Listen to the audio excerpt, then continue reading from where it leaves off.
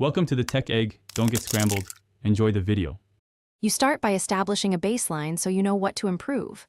Run a wired speed test, then a Wi-Fi test, and note Mbps down/up and latency. Once done, list devices and heavy apps that use bandwidth so you can prioritize. Next, log into the router and confirm current firmware and settings.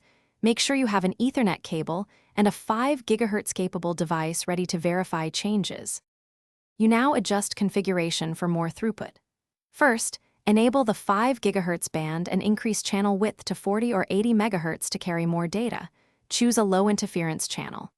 Then, set CoS rules to prioritize video conferencing and streaming, and cap guest network speed so guests don't hog bandwidth.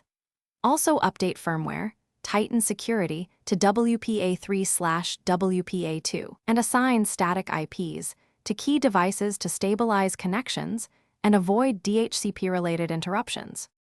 Finish by addressing physical and hardware limits. You should move the router to a central, elevated location and use Ethernet for TVs, consoles, and PCs where possible. If coverage or capacity is still limited, add mesh nodes, wired access points, or upgrade to a Wi-Fi 6 router. Once complete, run final wired and Wi-Fi tests, monitor traffic for a day, and reboot the router to apply settings. Troubleshooting tip: if speeds drop, check logs for interference, reset channel selection, and retest. Thanks for watching. Consider subscribing if I helped unscramble your problems.